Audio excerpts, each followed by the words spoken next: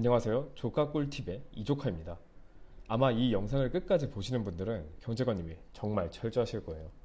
왜냐하면 오늘의 주제이기도 한데 우리가 보통 에어컨을 처음에 설치하거나 사용하다가 수리할 때 사실 돈만 주고 일을 어떻게 하는지는 모릅니다. 대다수의 에어컨 설치 기사분들은 괜찮지만 일부 나쁜 분들은 우리가 모른다고 일하는 걸 안 본다고 부당 청구를 하는 경우가 꽤 있습니다. 그런데 이 영상을 보시는 분들은 이제 에어컨을 설치하거나 가스를 교체하실 때 제 꿀팁을 기억하고 직접 확인을 해보시겠죠. 그럼 이 영상을 끝까지 볼 마음이 생기셨나요? 바로 시작해 보겠습니다. 나쁜 에어컨 기사분들이 어떻게 부당 청구를 하는지 앞서서 우리가 지금까지 왜 당할 수밖에 없는지를 알아야 합니다. 그건 바로 우리가 몰라서예요. 에어컨 설치와 수리 요금이 어떤 항목으로 이루어지는지, 이 사람들이 어떤 공사를 하는지 우리는 모릅니다. 이것부터 알아야 사기를 당하지 않을 수 있습니다.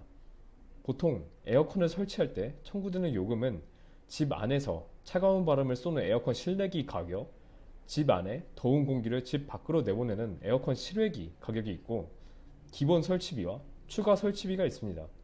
그리고 기본 설치비는 보통 기본 배관 5m, 벽에 구멍을 뚫는 타공 1회, 냉매를 채우는 진공 작업이 있습니다.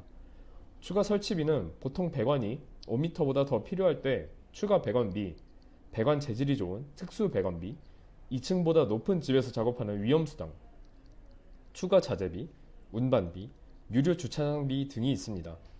그리고 에어컨을 수리하는 경우는 보통 에어컨이 고장난 게 아니라 가스가 다 떨어졌거나 배관을 교체해야 하거나 두 가지입니다.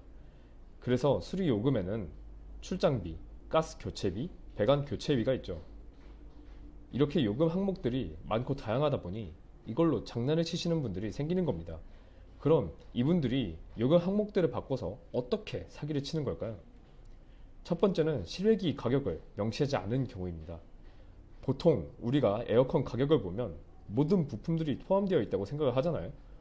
근데 어떤 분들은 가격을 20만원에서 30만원 정도 더 싸게 올려두고 우리가 싸다고 구매를 하면 실외기는 별도라고 공사할 때 알려줍니다.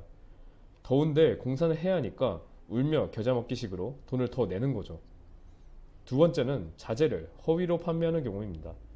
에어컨 가스가 아직 충분한데 다 떨어졌다고 하거나 알루미늄 배관을 사용해도 되는 곳인데 동 배관을 써야 한다고 말하는 거죠.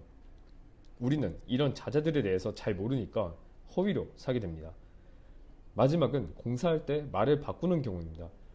기본 공사비에 진공 작업이 포함되어 있다고 들었는데 공사 당일엔 진공 작업은 추가 작업비라고 말하는 경우들이 있죠. 이때 우리는 작업들에 대해서 잘 모르기도 하고 아무래도 공사를 빨리 끝내고 싶어서 그냥 돈을 더 줘버리는 경우가 많습니다. 그럼 어떻게 해야 이런 사기를 피할 수 있는 걸까요?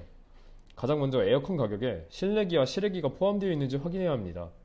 처음에 에어컨 가격을 보실 때 이 가격이 실내기와 실외기가 같이 포함된 금액인지 실내기만 포함된 것인지 꼭 물어보셔야 합니다. 두 번째는 기본 설치비 항목을 물어보는 겁니다.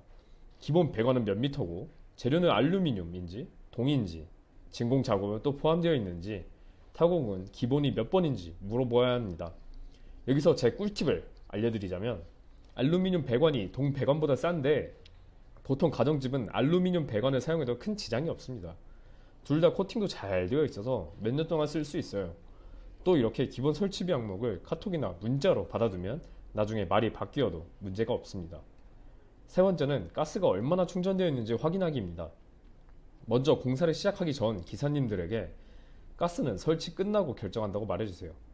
그리고 정해진 공사가 끝나고 몇 분 정도 에어컨을 켜보신 후 기사님에게 가스 게이지를 확인하고 싶다고 말하면 됩니다. 보통 에어컨이 구형이면 여기 나온 사진처럼 바늘이 70에서 100 사이에 있으면 가스가 충분하고요. 에어컨이 신형이면 이 사진처럼 바늘이 7과 8 정도면 가스가 충분하다는 뜻입니다. 이 숫자보다 낮으면 그때 에어컨 가스를 충전하겠다고 하시면 됩니다. 공사가 다 끝나고 가스를 넣겠다고 하면 민폐 아니냐고 생각하실 수 있는데 가스를 충전하는 건 몇 분 걸리지 않는 작업이니까 걱정하지 않으셔도 됩니다. 이때 중요한 건 에어컨을 켜볼 때 몇 분 동안 기사님이 실외기 장치를 조작하지 않도록 같이 있어야 하는 겁니다. 마지막으로 가장 중요한 건 믿을 수 있는 분을 만나는 겁니다. 그래서 에어컨을 구매하시기 전에 친구분이나 아파트 관리사무소에 아는 기사분들이 있는지 물어보시고 믿을 수 있는 분을 소개받으시면 가장 편하겠죠. 대다수 기사님들은 이게 일에 다 책임감이 있으신 분들이지만 몇몇 돈을 위해서 일하시는 분들을 피하려면 주위에서 추천을 받는 게 가장 좋습니다. 지금까지 에어컨을 설치하거나 수리할 때 부당한 요금이 나오지 않는 방법을 설명해 드렸습니다. 저 이조카는 방문 요양 서비스 케어링에서 일하고 있습니다. 방문 요양이 필요한 어르신이 계시면 여기로 연락 주세요.